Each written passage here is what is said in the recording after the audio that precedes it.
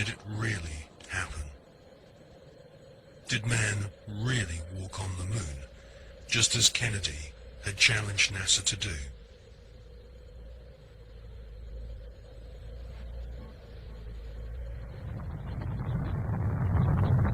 We choose to go to the moon in this decade and do the other things, not because they are easy, but because they are hard. The photos of Apollo 11 moon landing have been criticized as being too perfect and looking like they've been photographed inside a TV studio with spotlights. Bill Casing is an ex-rocket-dying engineer who points out that there should be a blast crater underneath the lunar module, but there isn't.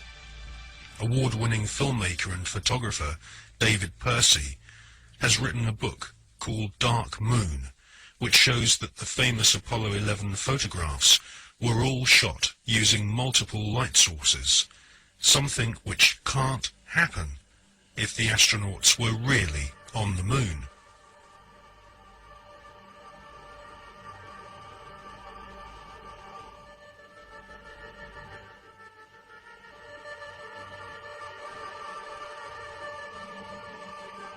Jim Collier, an American investigator, has pointed out that the lunar module was far too small for two astronauts in full spacesuits to maneuver around inside.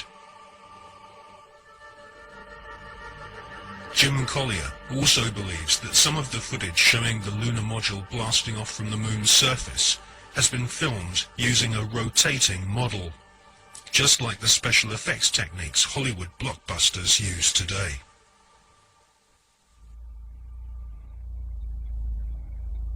Now, for the first time on film, we present new evidence which proves that at least some of the official NASA photographs taken on the lunar surface are definitely faked, or at the very least, heavily manipulated. Join us now on a quest for the truth to the moon.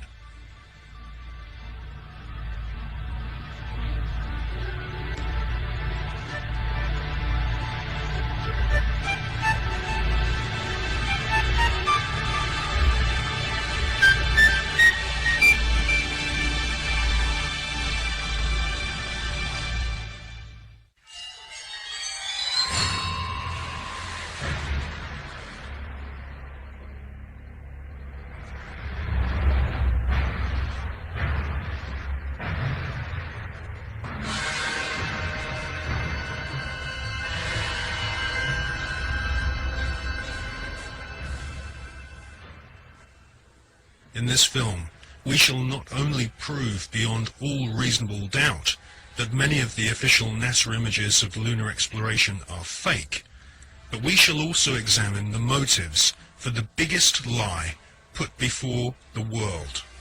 Why did NASA repeatedly fake lunar images and photographs? Why did NASA stage lunar expeditions which did not happen?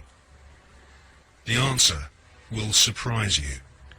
It can be summarized in just two words: money and UFOs.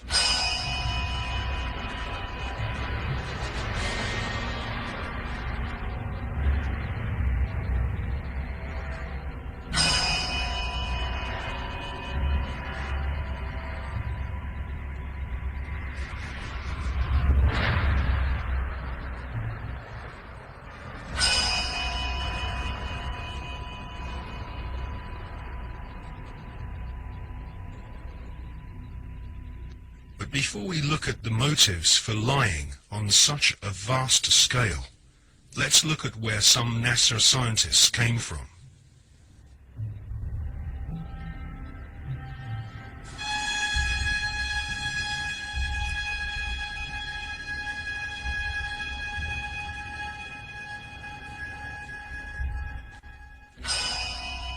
Peenemünde, Nazi Germany.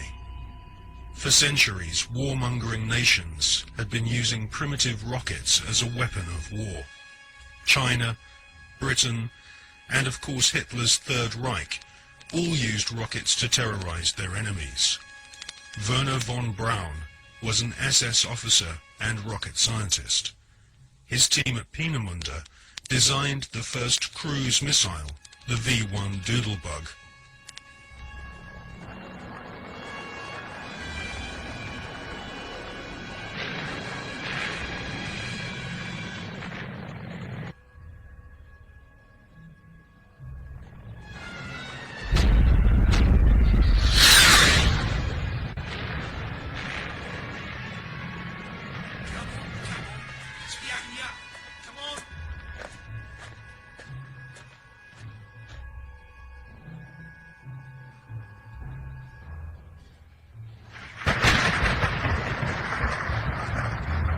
The V-2 rocket was the forerunner to the Saturn V rocket, which would supposedly take man to the moon.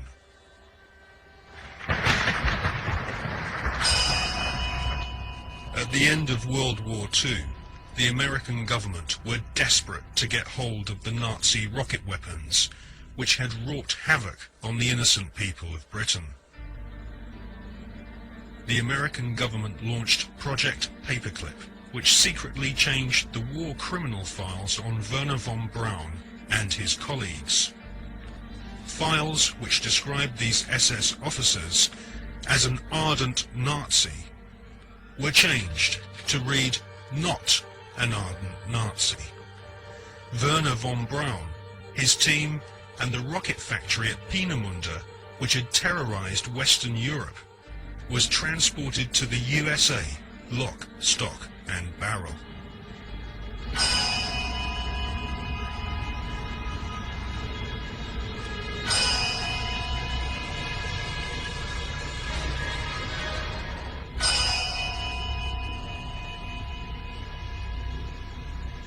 It soon became clear that the Nazis had a secret space program at Peenemünde and Nordhausen. The Hannibal craft utilized alternative propulsion systems such as vril power, possibly back-engineered from recovered crashed flying saucers.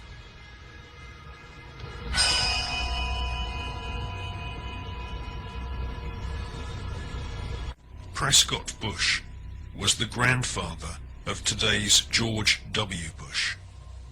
Whilst working with the Bank of America and the Jewish Warburg brothers in Wall Street, Prescott Bush helped arrange vast loans to the Third Reich. The Third Reich's space scientists used Jewish prisoners as slaves to build gigantic underground bases and manufacture the V-2 rocket, which would terrorize Europe during 1944 and 1945. At Nordhausen and other sites in Germany and Austria, Werner von Braun and his team of Nazi SS engineers built vast laboratories and rocket factories.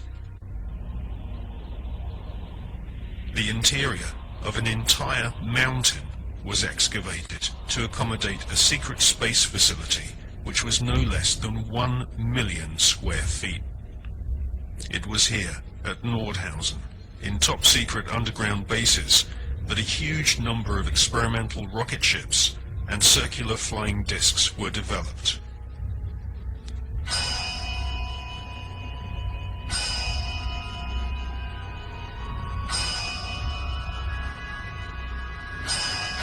The prototype V-7 craft was powered by engines manufactured by BMW. The V-7 used 12 BMW 028 engines, which were powered with helium. Radical fuselage shapes were developed, which would later lead to the emergence of stealth aircraft and the cruise missile.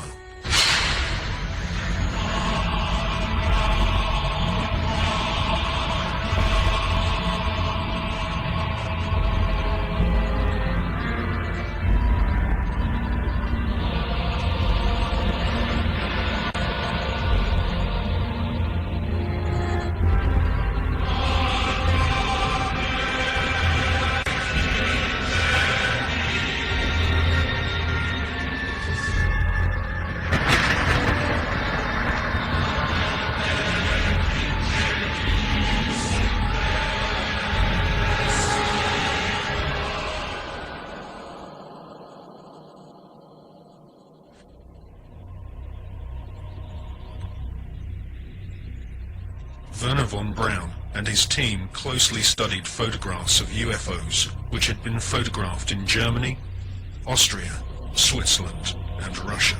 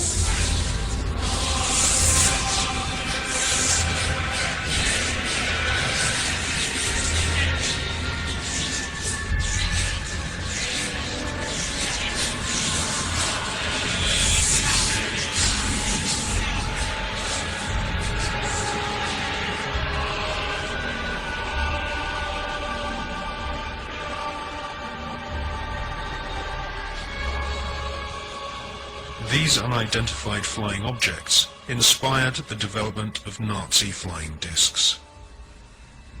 After World War II, the underground base at Nordhausen was rebuilt in the Mojave Desert, a place we now know as Area 51.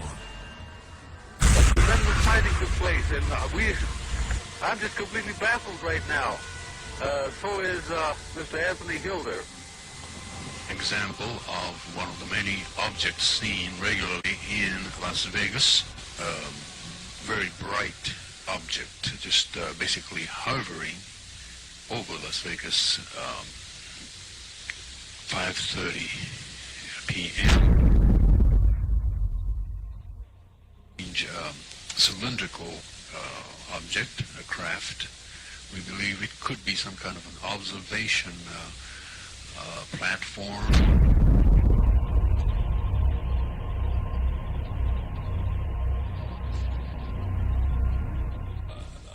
The volume of evidence is that the space program that appears on the television news and has done these last few decades is actually only there as a movie to hide the real program, which is actually exploring things that these guys already know are there. It's this secret agenda in which advanced knowledge that people in general never hear is passed on to the chosen ones that are chosen to have this information and to move it through the generations. The agenda for centralized control and all that stuff. And then there's the movie, which is there to hide all that. And the movie is the official version of events that pours out of the television.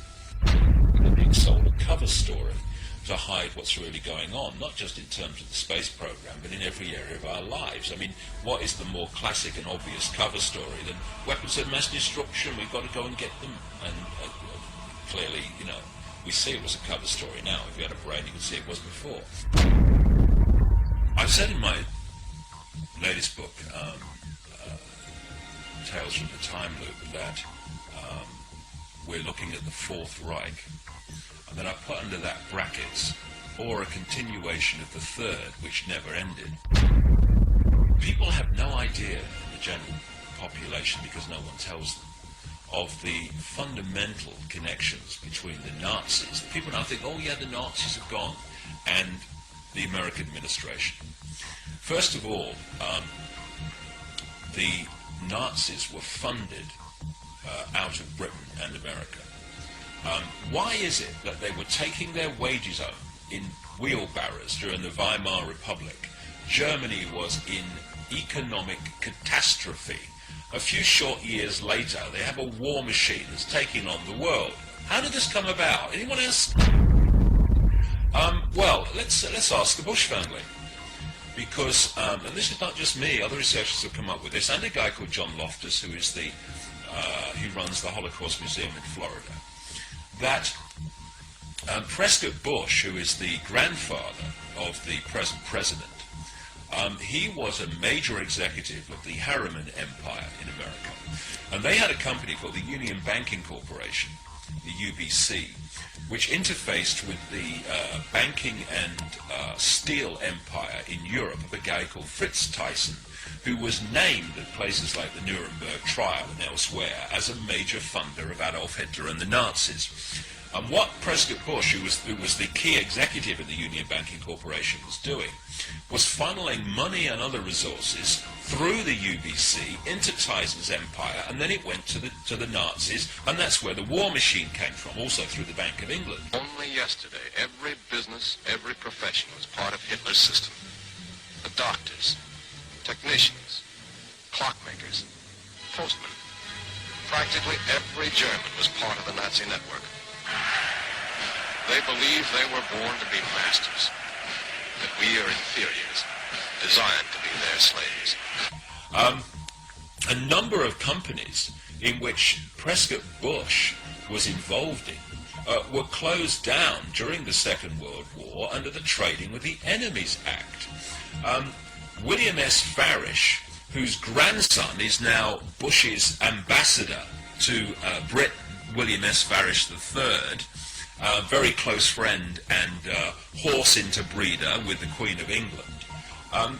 His grandfather, William S. Farish, was president of Standard Oil, the Rockefeller Oil Company, when it was exposed as supplying the Nazis with oil during the Second World War, while, you know, they were supposedly in conflict with America. So what you had then was this CIA, British intelligence operation called Project Paperclip, which was to get the Nazis, the major Nazis, with all, and a lot that with tremendous knowledge that are not registered by history, out of Germany so they would be safe, and into South America and North America to continue this agenda up to the present day. And so this is why you have Nazi after Nazi turning up as founders of, and creators of NASA and all these other institutions, the CIA, that appeared immediately after the Second World War.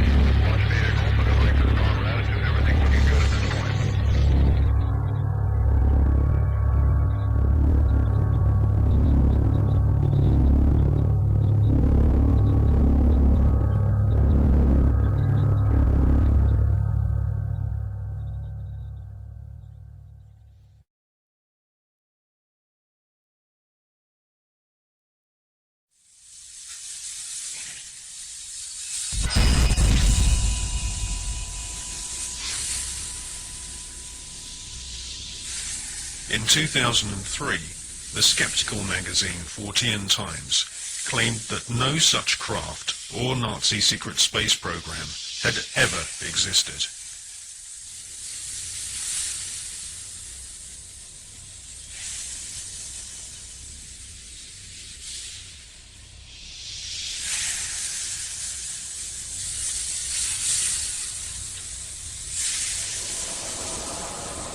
But we have been given patents from leading German manufacturing companies, including Juve, Krups and BMW, which proved beyond all reasonable doubt that Hitler considered the Nazi secret space program a top priority. And more than 15 billion Deutschmarks was spent developing craft of all shapes and sizes. Secret memos from SS officers revealed that Werner von Braun and Hitler both believed that there were alien civilizations in the universe, and it was their intention to not only conquer all nations on planet Earth, but to also colonize the moon.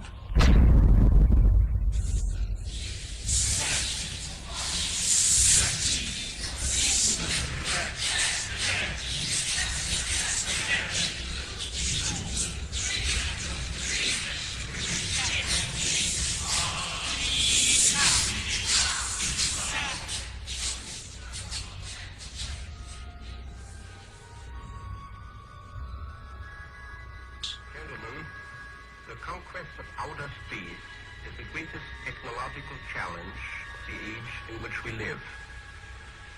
The first decisive step in the conquest of space will be the placing of an object into an orbit wherein it will indefinitely circle the Earth. 1954.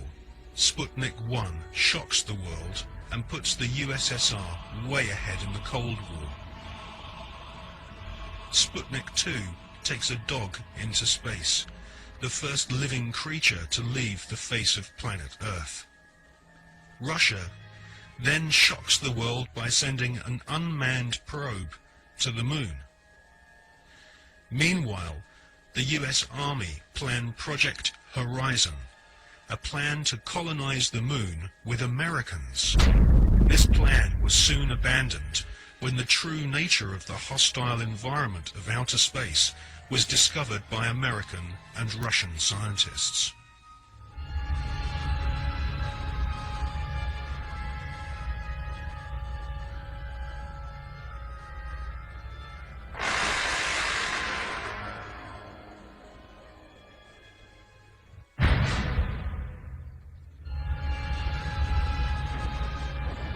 (1958).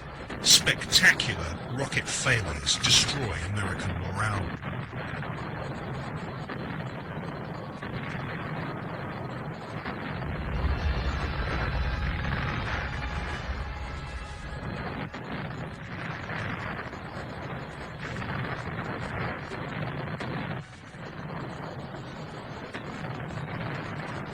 The Explorer 1 space probe confirms planet Earth is surrounded by dangerous radiation. Radiation so powerful that it could cause nausea and cancer. The Van Allen radiation belts and solar particles from the sun are extremely hazardous to humans. Space is also full of micrometeorites which can rip through spacesuits and metal in the blink of an eye. Meanwhile, Russia celebrate getting the first man into space, Mr. Yuri Gagarin.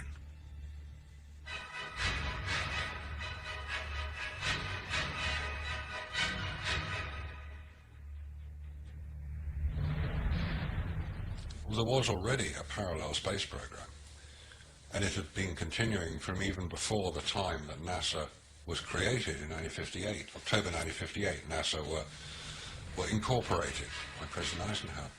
The secret space program was run by the Department of Defense. It took its original form in Project Horizon, which was established in 1959. The habitation, of the colonization of the moon. The reason for that was that whoever controlled the moon controlled the Earth. If you could launch rockets from the moon onto your enemies on Earth, they couldn't possibly retaliate, therefore you had the upper hand. There was a serious attempt, certainly a serious investigation, to put man on the moon and keep him there. So the secret parallel space program continues to this day. There is a military space shuttle, and even the ones that we see from Columbia onwards are designed according to the specification of the Department of Defense. If you look at them, they will carry spy satellites into orbit. And if you want to know what a spy satellite looks like, the Hubble telescope is one. That is the design of what's called the KH-12, the keyhole satellites, which are used today over enemy territory, which is presumably any territory that is not American. Regardless of the dangers of radiation, and without having spacesuits nor spacecraft which can protect the occupants from radiation, NASA convinced the American people to pay $40 billion for the space program.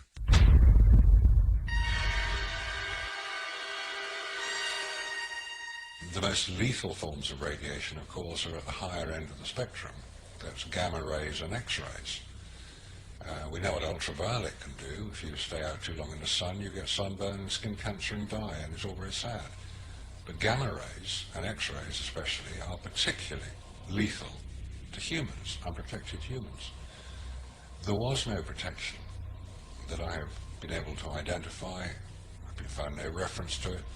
I found nothing that will tell me what level of protection is offered, so I have to assume none was. I've contacted the manufacturers of the spacesuits, and they said there was no radiation protection built into the spacesuits, because I asked them if these same spacesuits could be used by technicians to go to Chernobyl or 3 Mile Island, because the nuclear reactors produce the same radiation as produced in space. They said no, not advisable, no protection. Ex-Nazis were now in charge of vast amounts of tax dollars. In today's value, the Nazis at the heart of the NASA space program were given more than $600 billion. All NASA had to do was announce a new space project, and the money was handed over so that the American government could save face in the Cold War. Alan Shepard and John Glenn were blasted into space using equipment which was still in the prototype stage. John Glenn reports UFOs to Mission Control, which he describes as looking like fireflies, similar to the Foo Fighters reported by pilots during World War II. Werner von Braun and Hermann Oberth were later to confess that they both believe alien life forms exist and may have already visited planet Earth in the past. NASA soon learned that we are not alone in the universe.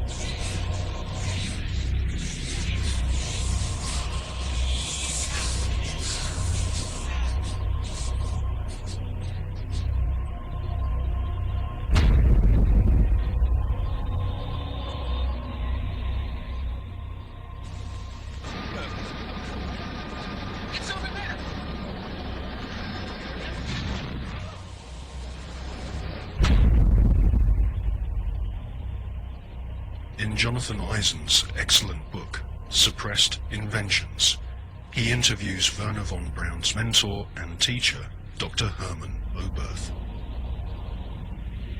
Dr. Oberth makes it quite clear that he has studied the aeronautic performance of UFOs.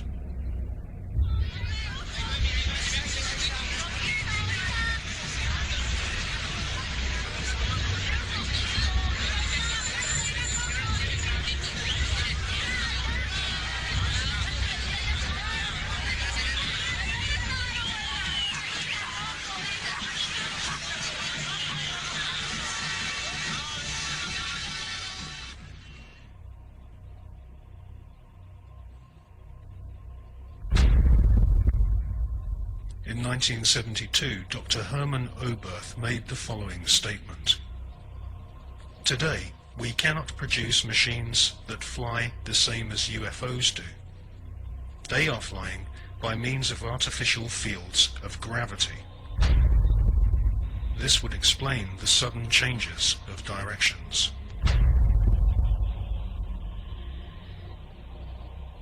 This hypothesis would also explain the piling up of these disks into a cylindrical or cigar-shaped mothership upon leaving the Earth. Because it is in this fashion that only one field of gravity would be required for all the flying saucers. Dr. Oberth then added, "We cannot take credit for our record advancement in certain scientific fields alone. We have been helped, and we have been helped by the people of other worlds."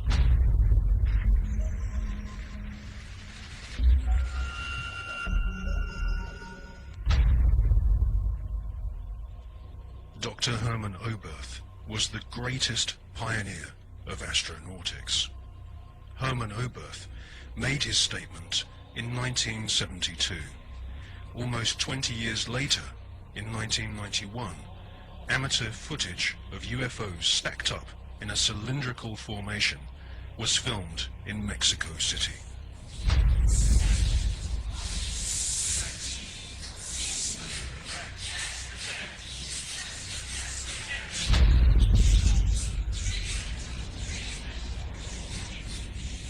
It's a monopoly that is being conducted through science about the possibilities of finding life in a different planet or satellite in the space.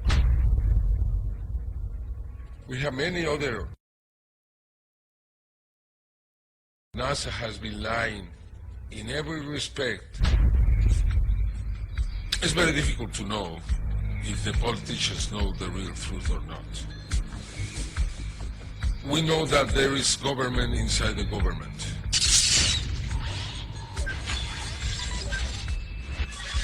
We know that there is military intelligence. We know that in America, after the Manhattan Project was created, that group subsists. And that group was the one who handled the Roswell crash, the Socorro crash, and others. Are you talking about Majestic 12? Yeah, probably it's a different name now. Now it's not Majestic 12, now it's something else. I'm here to discuss the so-called flying saucers.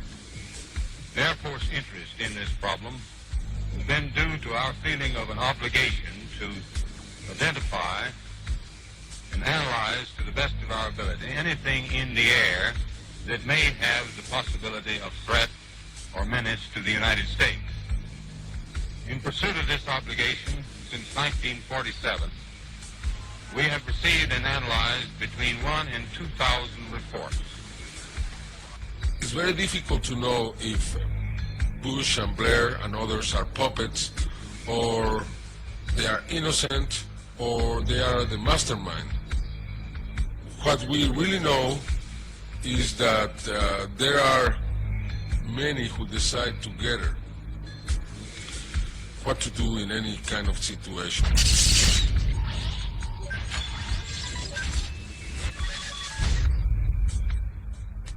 The Russians now have a very different policy around this phenomenon.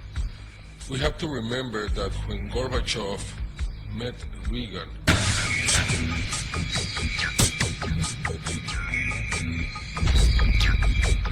many times he asked about the technology that the United States have obtained from the others, and always Reagan, joking, replied to Gorbachev, "What did you do with it too?"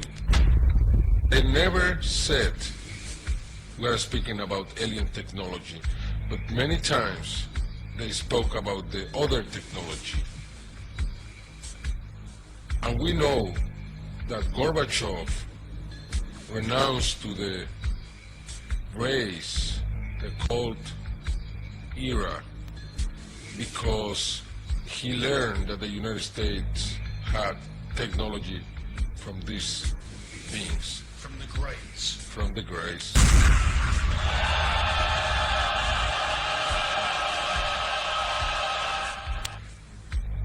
From then on, we saw many cosmonauts talking openly about what they saw. We have different videos recorded by these cosmonauts where you can see strange things floating in the space. Non ho fatto in tempo a prendere la macchina fotografica o una videocamera perché è sparito per circa 7 secondi. А где вы летели? На какой части Земли? Eravamo sopra il Newfoundland. Terra Nuova.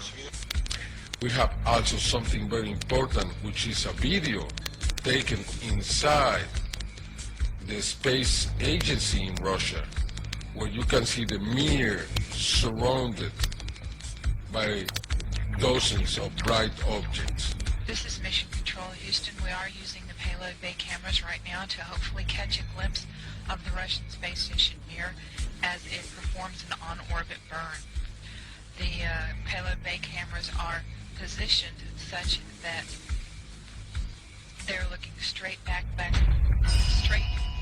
behind the orbiter, where the Mir is flying at about 850 nautical miles behind it.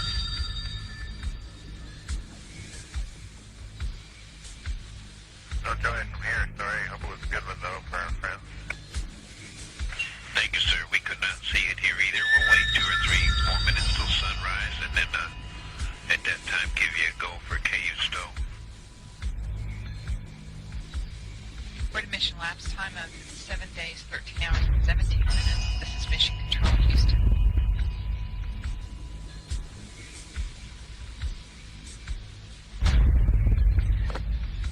The Mir space station is now visible. And we do see something flashing visually, but we're not sure that might be.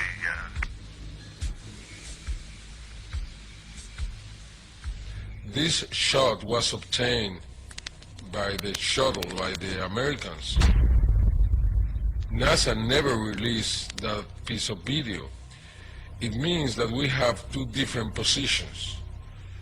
One that is openly saying, yes, we have experience out in the space, the Russians, and we have the other, which is the NASA explanation that there is nothing in there, they don't release anything. We have to obtain every evidence from an outside source, but not from NASA.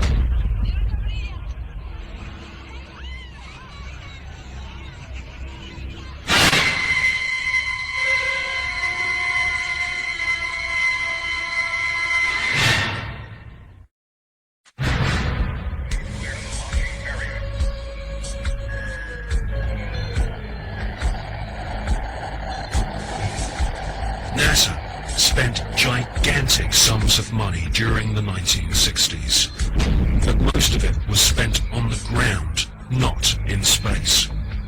Huge American corporations, many of which were manufacturing hardware for the military, made gigantic profits designing space vehicles and, more importantly, life-sized models of spaceships, and even huge stage sets resembling the lunar surface. someone in NASA had realized that after taking billions of dollars from the American people, if they couldn't make it to the moon, they would fake it to the moon. Obviously, if you're going to somewhere that nobody has been before, you need to have a simulator which recreates that environment as closely as you can. If you're going to the moon, you recreate the surface of the moon. And here we see a section of the lunar surface created. It's about 30 foot high, 30 foot long, 35 foot long. Scale is given by the two people standing in front of it.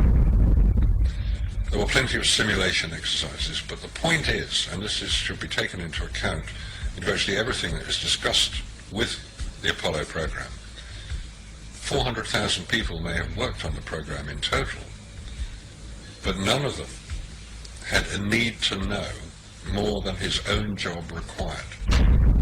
The people who were making the rockets didn't know what the people who were making the spacesuits were doing because they had no need to know about that. Their job was to make the best models and the best simulation of the lunar surface that they could. And if we come up to this picture here, we see the three scales on which these models were built. We have here the whole moon as one unit. It stands about 20 foot high. We have here behind it a section of the surface of the moon. You'll notice it's curved. And here we have a more detailed section of the lunar surface. What you're saying is that the images which we are told show a camera pointing out the window of the lunar module as it's coming into land on the moon could well have been filmed previously using these large-scale models. That's right. It could well be that what we are looking at are films of realistic models. We have no means of knowing if they were actually taken on the lunar surface, or whether what we're watching is part of the simulation exercise and the training exercise. And you'll notice here on these models there is a camera track. A camera starting at this end, coming down here, would approach the moon, or appear to approach the moon, and become ever closer towards it. It's exactly what you would expect to see if you were flying to the moon. This is a simulation rig that was built. This is the command and service module of the Apollo program. And you'll notice that the window here looks out onto a block here. There's another one here. They're curved. These are the screens onto which the lunar surface was projected as the craft made a simulated approach towards the lunar surface. Is what we're seeing a mixture of fact and fiction? It is fact. It is fiction. It's mixed together. It's hard to separate them until you examine it closely. If a spacecraft is in deep space, the only possible explanation for a light seen through the window of the spacecraft is the sun. It's the only bright light in space. If it's not the sun, then it has to be some other artificial light, which implies that that particular image is possibly fiction. July 1961. NASA was soon being criticized for the flimsy construction of their hardware. The first orbital capsules did not even have windows in them for the astronauts to look out of. One of the most vocal critics was one of NASA's most respected astronauts, an all-American hero named Virgil Gus Grissom, who almost drowned when recovery helicopters were unable to lift his space capsule from the sea. After a successful journey into space, Gus Grissom almost died through NASA's bad planning. Or was this an early attempt to silence Gus Grissom?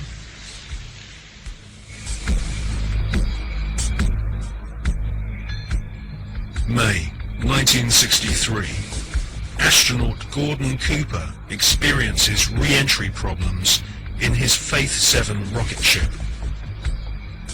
7, 6, 5, 4, 3, 2, 0. Liftoff and the top gear is operating. Start the clock. Take my traveling base 7 on the way.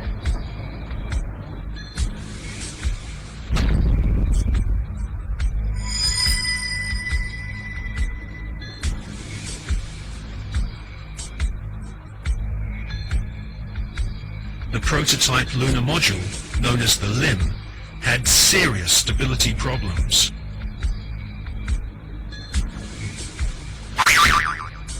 At this stage, there was no guarantee that even if NASA managed to get a spaceship orbiting the moon, they could land safely without killing the crew.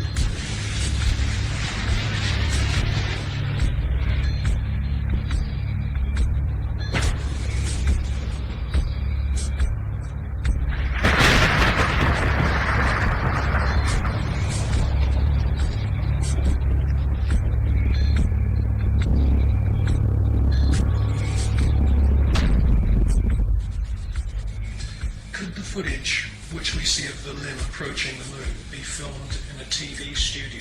It was filmed in a TV studio. There's absolutely no doubts whatsoever about that. And the way that this film was created was by the use of models. There's nothing secret about the models. They exist and go and see them today. The models were very lifelike, very realistic. There is one that is a life-size model. It's in Flagstaff in Arizona. It's 2 miles long, and it's an exact replica of the Sea of Tranquility.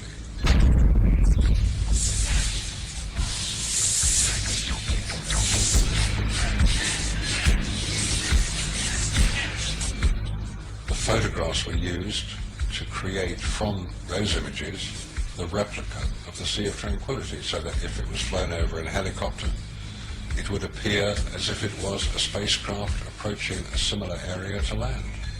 So yes, all the scenes of the lunar surface were filmed on Earth.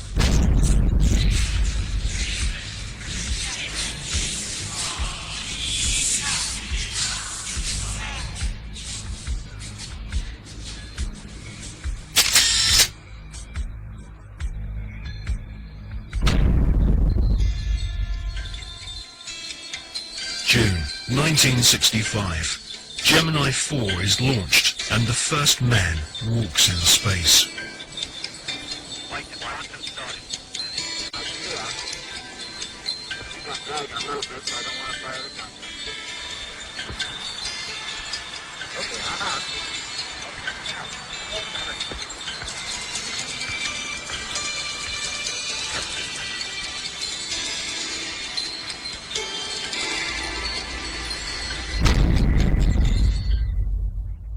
Extensive rehearsals at docking spacecraft were performed in low Earth orbit.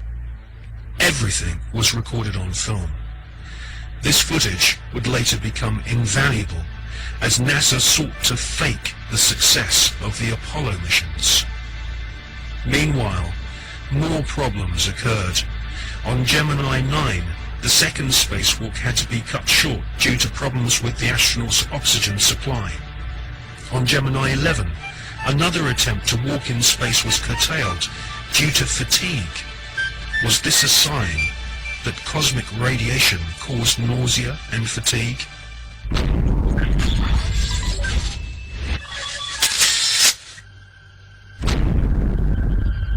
NASA could not risk the public humiliation of having brave astronauts crashing to their deaths on the lunar surface, broadcast on live TV.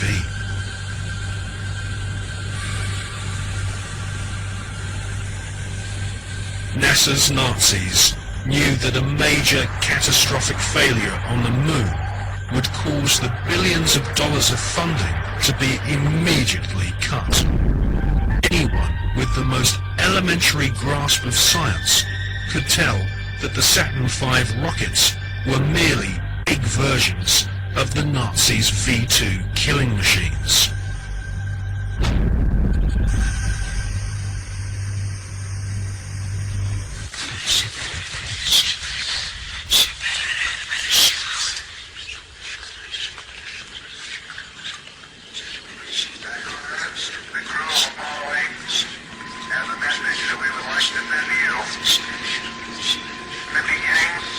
God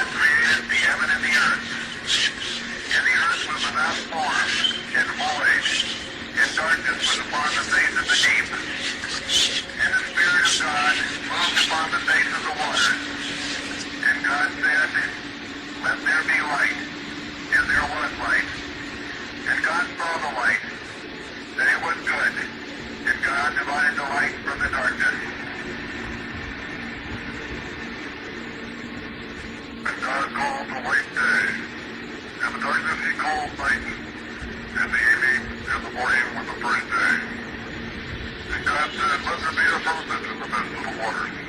Let it divide the waters from the waters. And God made the firmament, and divided the waters which were under the firmament, the waters which were above the firmament. And it was so. And God called the firmament heaven, and the evening and the morning was the second day.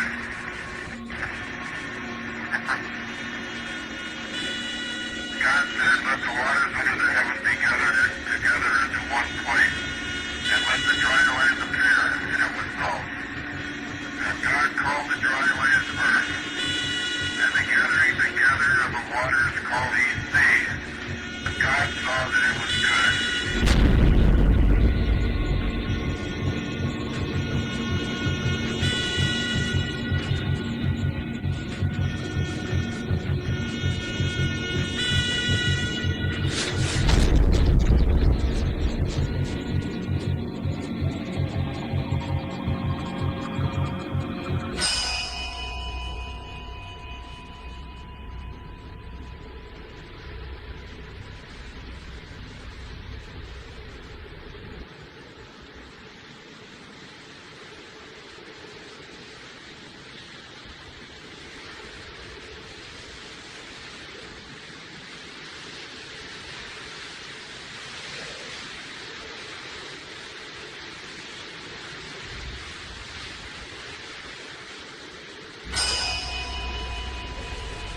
It is wrongly perceived by the mainstream media that there has never been an official report of a UFO by any NASA astronaut.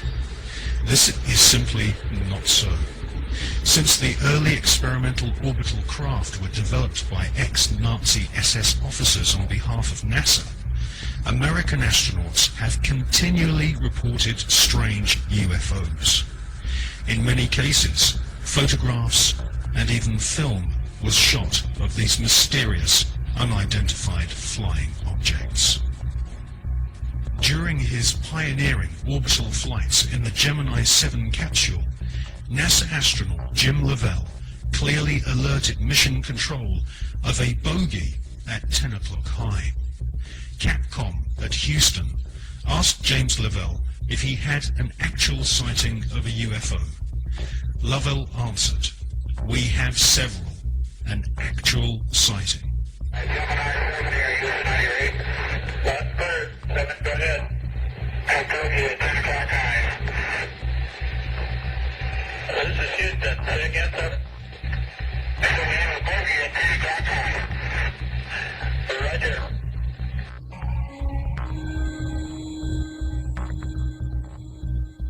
On the 4th of June 1965, astronaut James McDivitt reported seeing a cylindrical-shaped craft.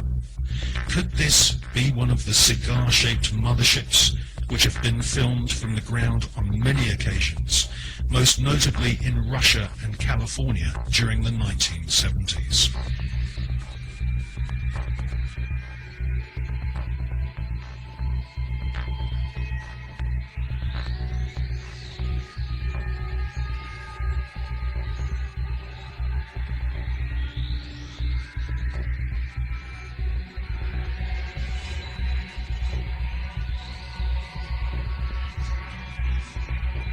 Former astronaut Gordon Cooper has publicly stated that his interest in UFOs was one of the reasons why he became an astronaut in the first place.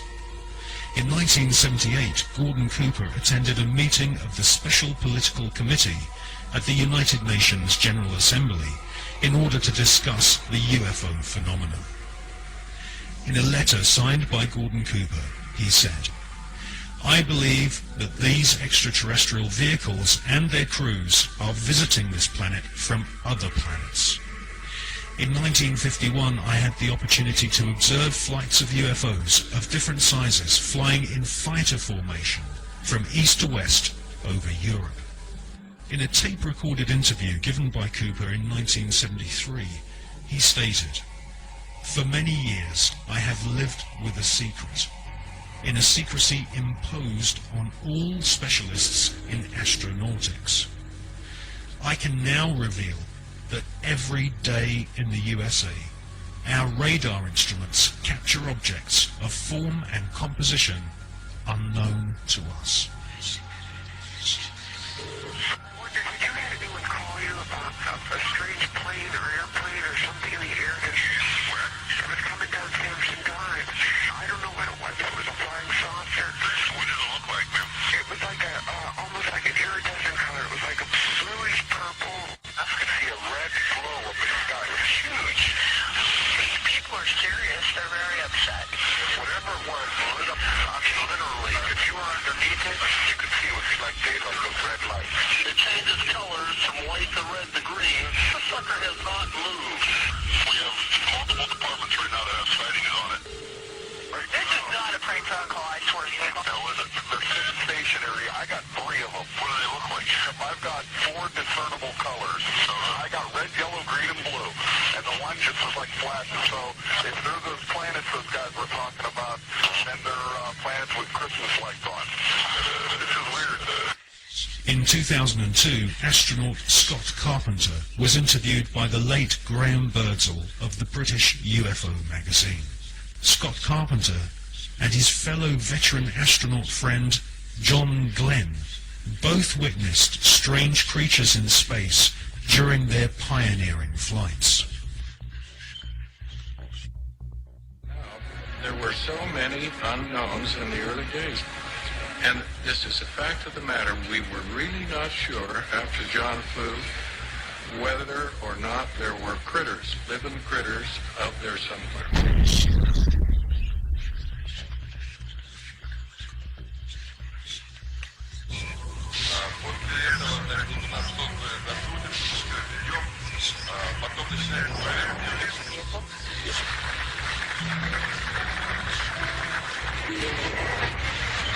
Yes, we have some, not thousands, some cases when Russian astronauts watched objects, very maybe few, not so far from the space station, mostly over the Earth, very close to Earth, but it doesn't matter. From outer space, you can see it as if it's very, very close to you.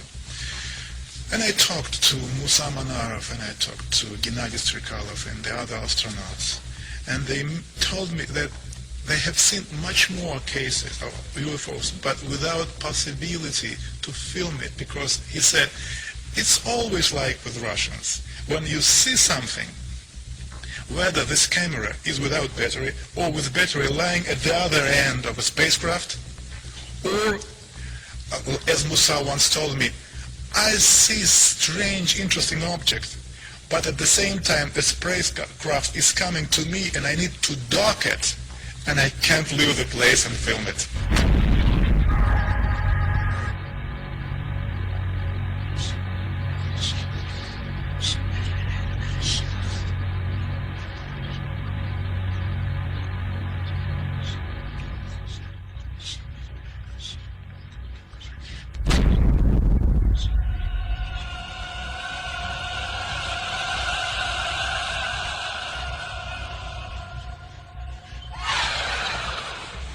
You know, we have been investigating this particular question, and we came to very interesting conclusions. I wouldn't say that millions of people or thousands, no, but there are many people who have not been abducted because on their level of knowledge and on their level of understanding and abilities, they do not need to abduct people. No. I will try to explain what's going on. When you say they, you're talking about the... It is, yes, it is. It is. When it is flying here, there are some kind of scientific expeditions which are visiting the planet.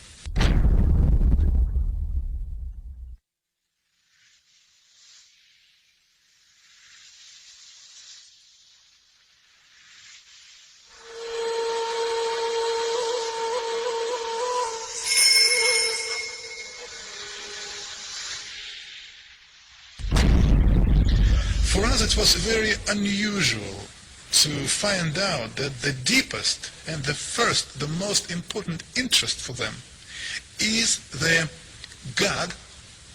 Who is he? They are looking and searching for God and his creation, ways, understand everything. And they can learn it only in one way, if they learn and check how big human groups are behaving, kind of an invisible influence, and how people are reacting. At the same time, there is another very interesting technology. When they meet a person, they take from a person kind of an informational hologram.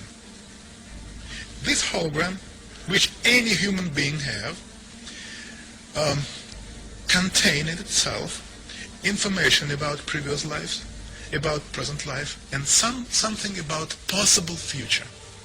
They take this hologram, informational hologram, and then to be able to read it, to decode information, they need to have a special key.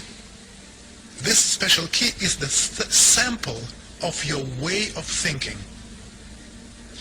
For this reason, to have this key, they somehow transmit into your brains a hard idea, like, just an example, you are living wrong. You broke our laws on this planet. This is the reason why very soon, when the sky became dark, thousands and thousands of people will die, and only few of them will stay alive.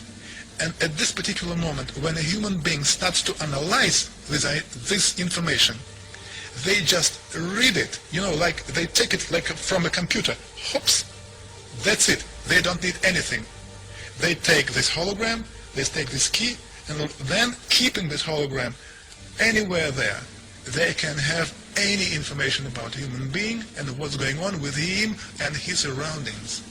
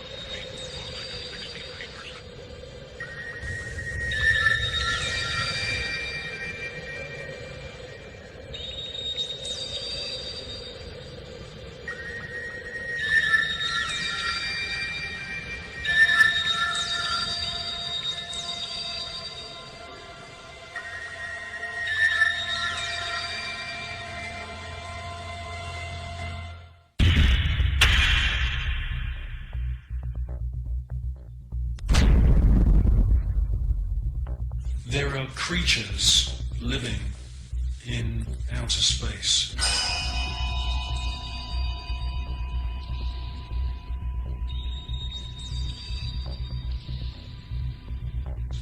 And I'm the first one to realize how crazy that sounds. Scientists would immediately say, well, that's impossible. There's ultraviolet radiation in space. Without having a craft around you, you'll die. Well, all I can say is that these, I call them space serpents, they do exist.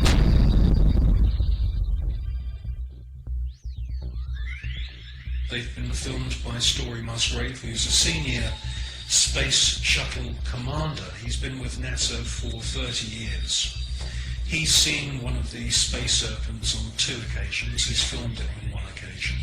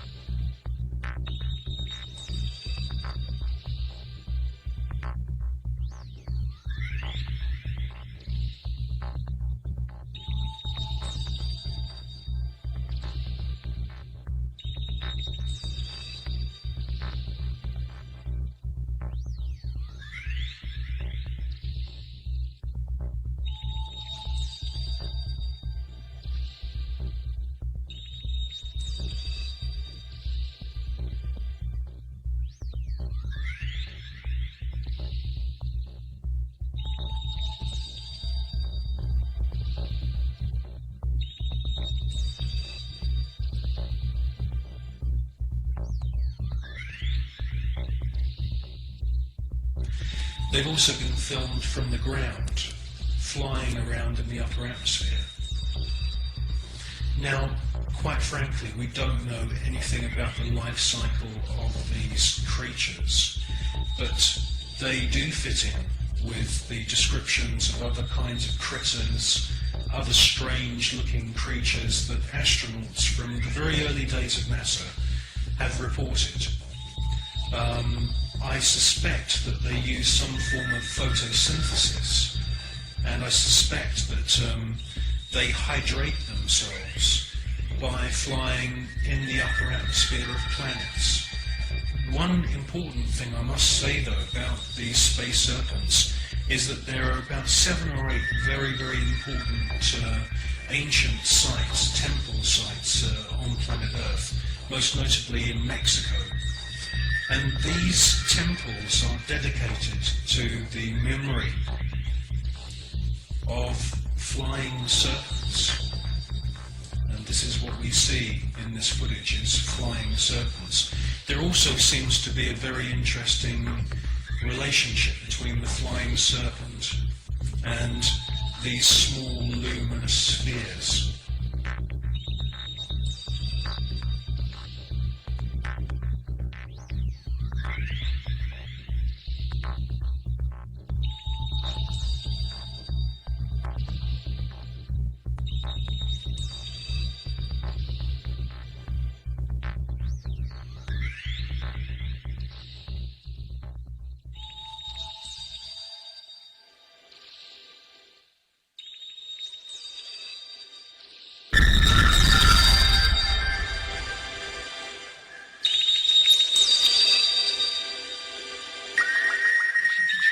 We are using the payload bay cameras right now to hopefully catch a glimpse of the Russian space station Mir as it performs an on-orbit burn. Though it will be difficult to pick Mir out from the stars as they pass behind us, the payload bay cameras are positioned such that they're looking straight back behind the orbiter, where the Mir is flying at about 850 nautical miles behind us.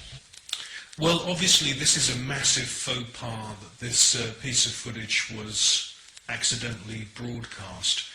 The person who's passed me this piece of footage is now dead. The footage that we see, mostly of UFOs, has been filmed with image intensifying equipment.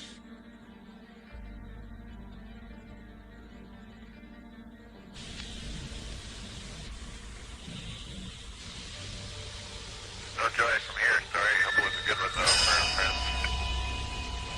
Thank you, sir. We couldn't see it here either. We'll wait 2 or 3 more minutes till sunrise, and then at that time give you a go for KU Stowe. We're at mission elapsed time of 7 days, 13 hours, and 17 minutes. This is Mission Control, Houston.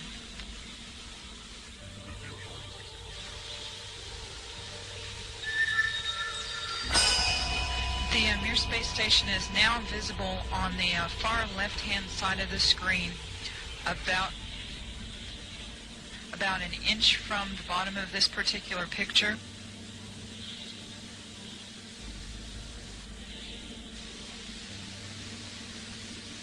Okay, the Mir space station is the small flashing light in the center, about an inch from Camera Charlie on the left-hand side of the screen. It's slowly... Charlie, how on the camera? It is slowly moving closer to the left-hand side and is has a very light flashing to it. We think in the middle of the screen, way to the left-hand side.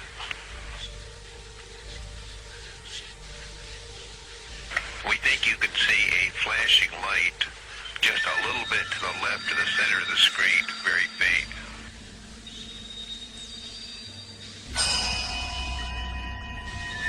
And we do see something flashing visually, but we're not sure that might be...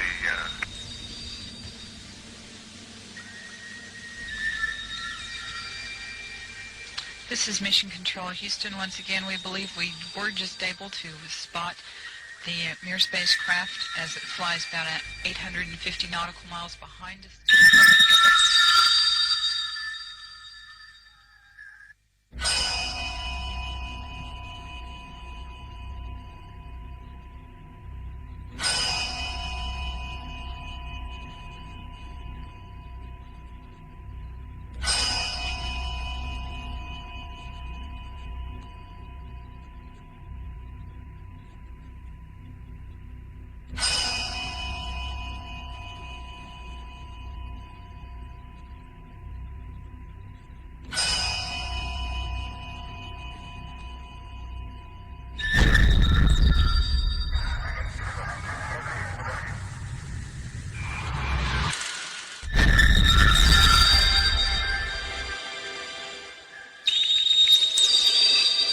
Yes, STS-80 was a very, very strange space shuttle mission. What we see is a lot of activity. It can't all be put down to natural phenomena. James Oberg at NASA and all the other pundits at NASA would love you to believe that these are all ice crystals and space junk and debris. Quite frankly, if there was that amount of debris, that sheer number of shooting stars flying around in close proximity to the space shuttle and the Mir space station, it would be not safe to put craft up into space. A piece of rock just a few millimeters across, traveling in the opposite direction of the space shuttle, would rip through the entire structure of the space shuttle and cause a fatal accident.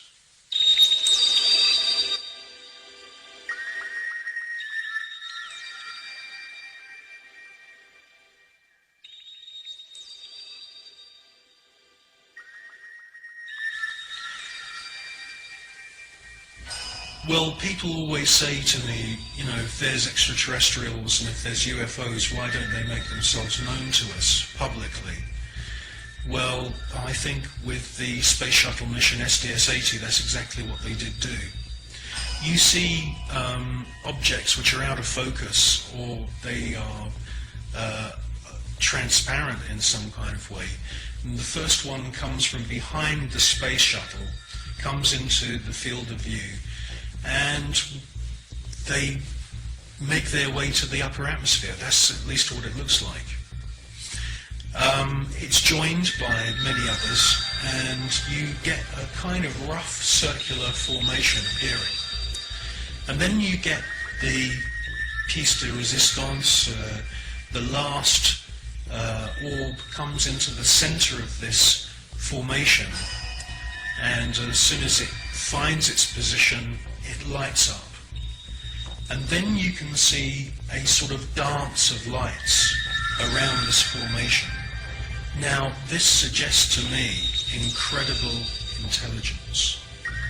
It suggests to me that they are saying, look at us, look how clever we are. And it's an astounding piece of footage.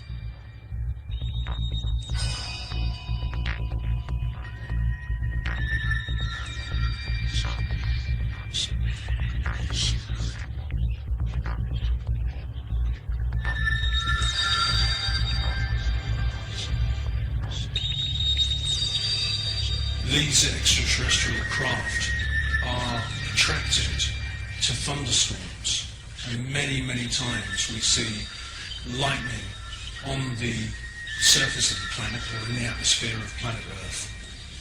And as soon as these electric storms start, the UFOs swarm into the area. It's almost as if they're harvesting the electromagnetic energy within the atmosphere. And in actual fact, there are unseen forces in the atmosphere, etheric flows of what the German scientist Wilhelm Reich described as orgone energy. And it could be possible that these UFOs are sucking energy from these electric thunderstorms on planet Earth, and this is where they're getting their energy from. You should concentrate on the first object that appears, and you will see that it holds its position. Many TV stations have actually broadcast this STS-80 footage, but they only show you the few seconds of the large glowing orb coming from the lower atmosphere.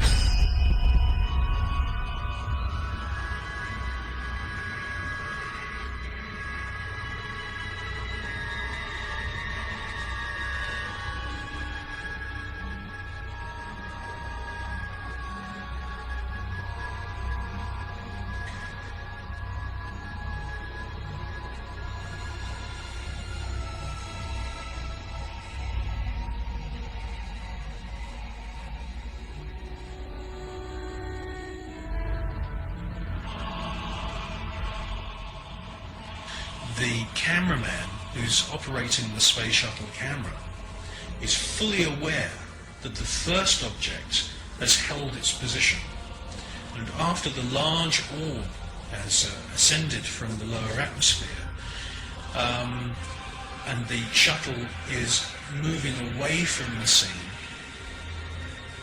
the cameraman is actually zooming in at the end of the sequence to double check the position of the first luminous orb. And it's a fascinating piece of video.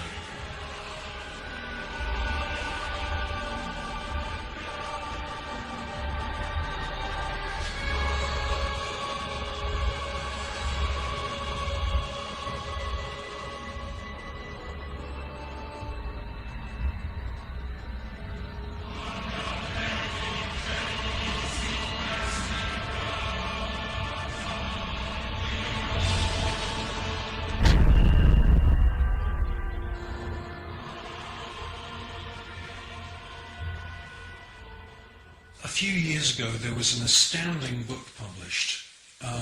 It's called The Day After Roswell, and it's written by a gentleman called Philip Corso, who's now dead. He had a military career that lasted more than 20 years, and during that time he served at the White House, and then he was a senior official at the Pentagon. And in this book, which is an astounding book, he clearly says that there is a war going on in space.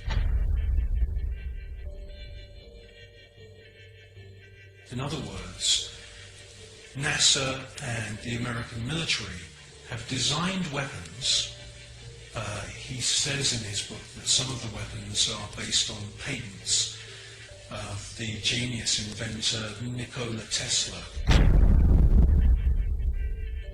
Philip Corso tells us that there are plasma beam weapons being used against these UFOs, and that sometimes these UFOs are hit.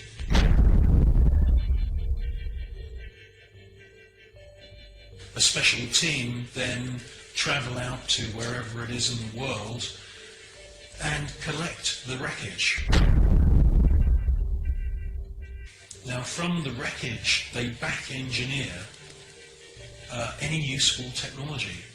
In his book he clearly states that microchips, semiconductors, fiber optics, lasers, many other new metal alloys have all been back-engineered from wreckage which they've collected from UFOs which have been shot down by the American government.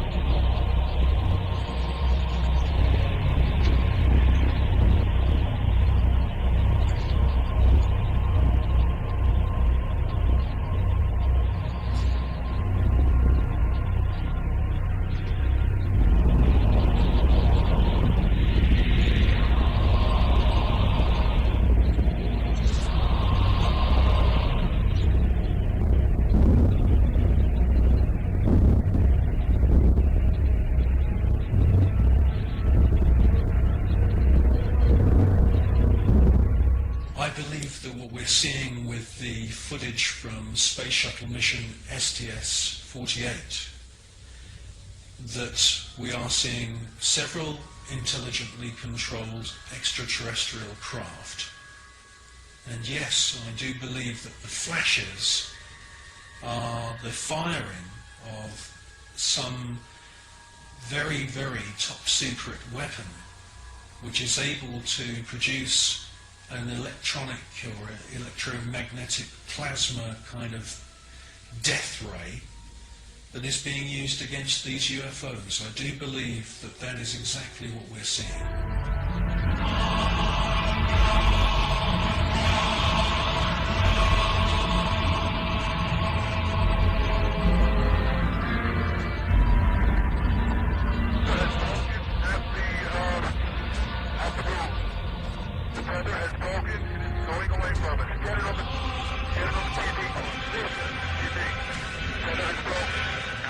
Space Shuttle mission STS-75, the tether incident.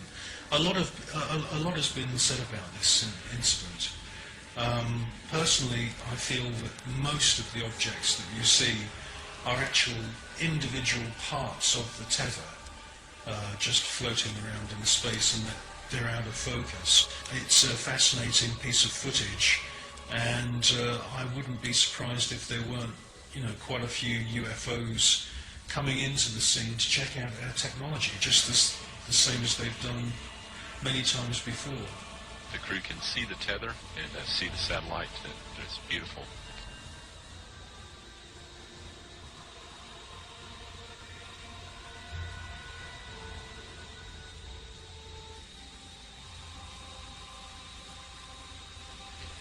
This view showing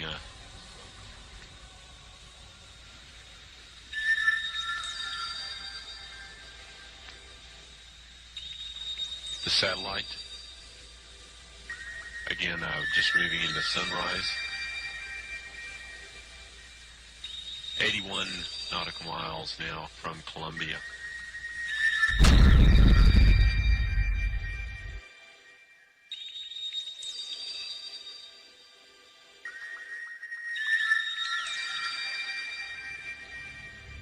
You clearly hear one of the astronauts being told there's an object at your 11 o'clock position.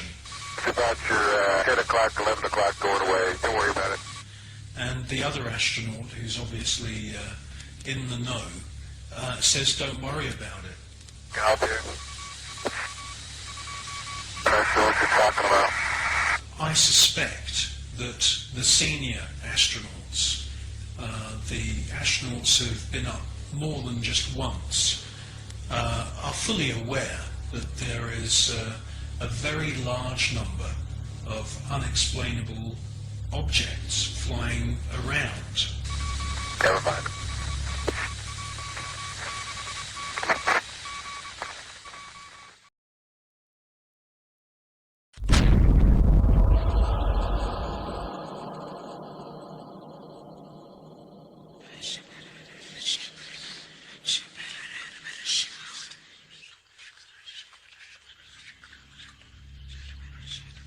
Regardless of whether the Apollo moon landing was faked or not, an interesting photograph hangs on the wall of the sanctuary of the Scottish Rite Masons in Washington, D.C. This photograph shows astronaut Neil Armstrong holding a Masonic apron over his spacesuit. The photograph has seemingly been taken on the moon, or at least on a studio set which resembles the surface of the moon. Neil Armstrong has become a mysterious character since his alleged moon expedition. According to the records of the Ohio Grand Lodge of Masons, Neil Armstrong's father is a Freemason. In fact, Neil Armstrong Sr. is a high-ranking 33rd degree Freemason. Neil Armstrong's co-pilot, the second man to have allegedly walked on the moon, was Buzz Aldrin. At the time of the Apollo 11 mission, Buzz Aldrin was a 32 degree Freemason. They were in good company, as many of NASA's astronauts were also Freemasons, including Gordon Cooper, Walter Schirra, John Glenn, Edgar Mitchell, Thomas Stafford, and Paul Weitz. These men were all members of the Brotherhood, all sworn to keep secrets on pain of death. These astronaut Masons were under the leadership of Kenneth Kleinect, who was NASA's Apollo space program manager. According to an article and photograph published in the Masonic magazine Scottish Rite Journal, upon his return from the moon, Brother Buzz Aldrin presented a flag to Sovereign Grand Commander Smith, who was the Supreme Commander of the Supreme Council of 33rd Degree Masons of the world. The flag Buzz Aldrin presented had been taken to the moon on Apollo 11. According to a Masonic lecture delivered at Beauvert University in 1994 by American Masonic historians, astronauts Buzz Aldrin and Neil Armstrong performed a Masonic ritual exactly 33 minutes after touchdown on the lunar surface. They temporarily planted the international flag of Scottish Rite Freemasonry, which features a large double-headed eagle. Therefore, the eagle has landed. Engine arm off. 13 is in. We copy you down, Eagle. Listen, Tranquility Base here. The Eagle has landed. Roger, Tranquility. We copy you on the ground. You got a bunch of guys about to turn blue. We're breathing again. Thanks a lot. And we're getting a picture on the TV.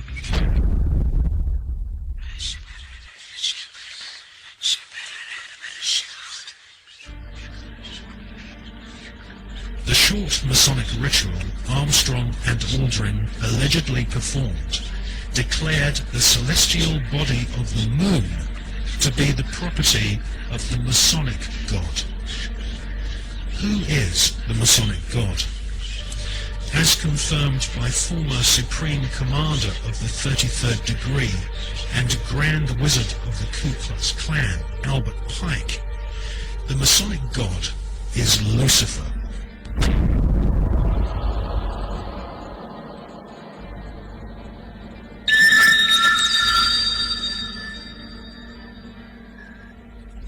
The name of NASA's space program, Apollo, according to the Holy Bible, is actually an alternative word for the devil. We can see this in the Bible as the word Apollyon. Apollyon appears as the name of Satan in the original texts of the New Testament Gospels.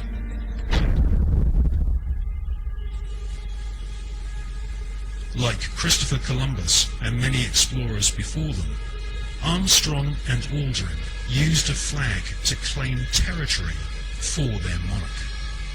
Upon their return, NASA Space Program Manager Kenneth Kleinect invited the Apollo crew to a secret Masonic ceremony, which saw Kleinect's brother be appointed to the Sovereign Grand Commander and titular head of all Scottish Rite Masons throughout the world.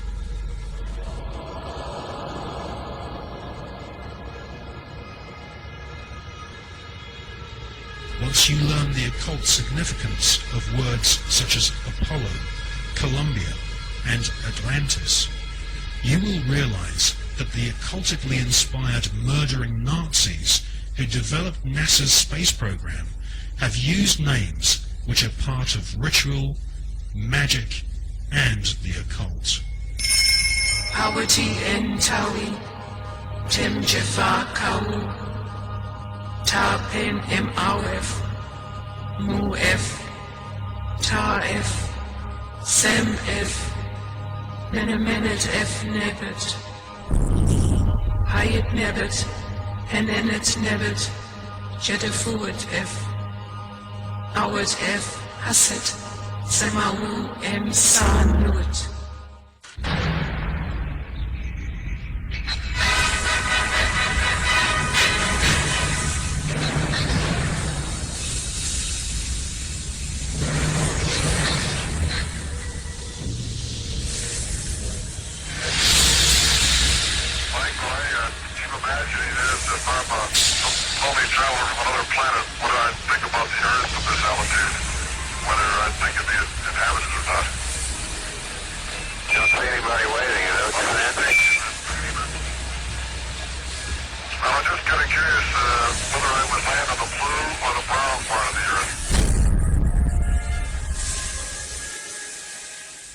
dark side of the moon, the secret face of our satellite planet, which only a few men in living history have ever seen, there lies a star-shaped crater called Parsons Crater, named after the rocket scientist John Parsons.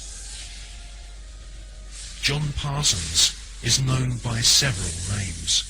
He was born under the name Marvel Whiteside Parsons and soon became involved in the occult. Charles Taze Russell, who invented the Jehovah's Witness movement in America, predicted that the beginning of the end of the world would commence on October 2nd, 1914. On this very day, rocket scientist John Parsons, better known in occult circles as Jack Parsons, was born. A brilliant rocket engineer, Parsons soon entered into correspondence with SS Nazi officer Werner von Braun, and by the age of 13 had begun summoning evil spirits and demons using magical rituals which Parsons had learnt from British occultist Aleister Crowley. Aleister Crowley styled himself as the Beast, and Jack Parsons referred to Aleister Crowley as his father.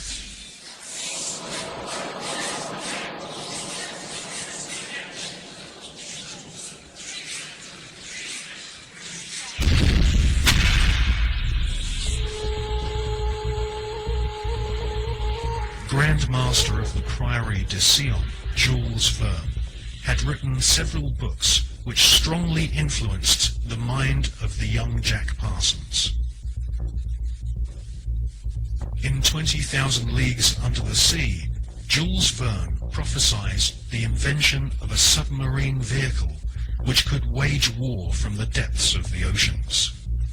In newspaper reports read by the young Jack Parsons, he saw German U-boats launching futuristic torpedoes, travelling under the sea and causing death and chaos.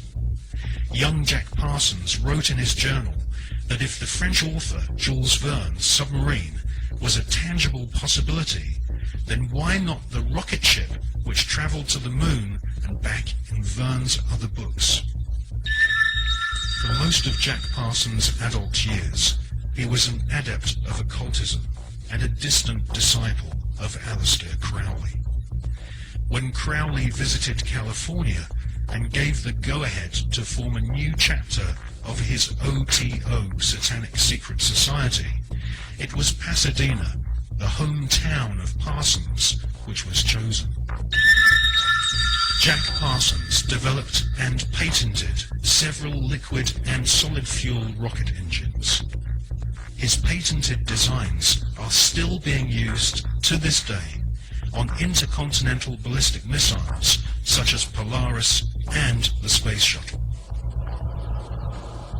The Polaris nuclear missiles use Parsons rocket technology, which has a pentagram-shaped void impressed into the solid rocket fuel to aid faster burning. Parsons also patented an acid aniline mix, which was used on the first generation of Titan nuclear missiles, used to deliver deadly warheads and also used for high-level atmospheric tests.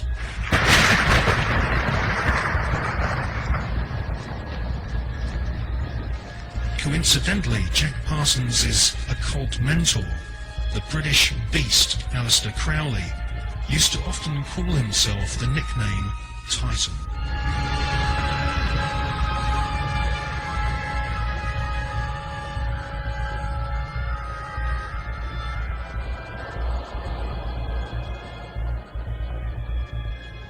On April the 15th, 1942, Parsons demonstrated a plane powered by two liquid fuel rocket boosters at Edwards Air Force Base. The test was witnessed by Alfred Ledding, who fronted the US military's Project Sign, which investigated UFOs and helped cover up the phenomenon for decades.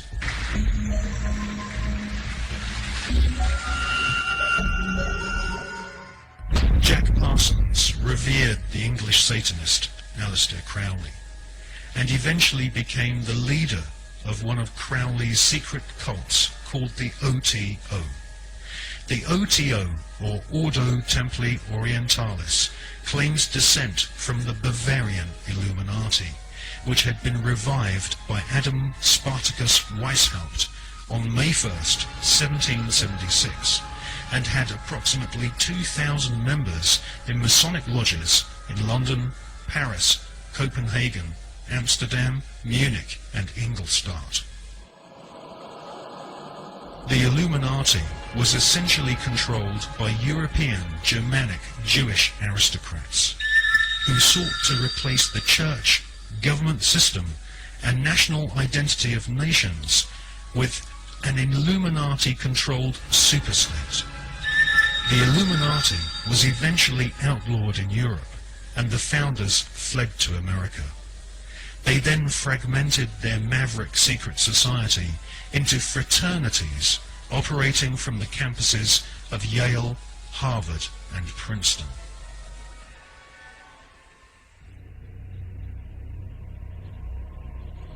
From his pulpit in Brooklyn, New York, charlatan priest Charles Taze Russell prophesied that from October the 2nd, 1914, the beginning of the end of humanity would commence, with the emergence of the Antichrist and Babylon the Great, as foretold in the Bible's book of Revelation. Jack Parsons, born on that prophetic day, would later attempt to invoke the incarnation of Babylon and also sign an oath stating that he was indeed the Antichrist. As Area 51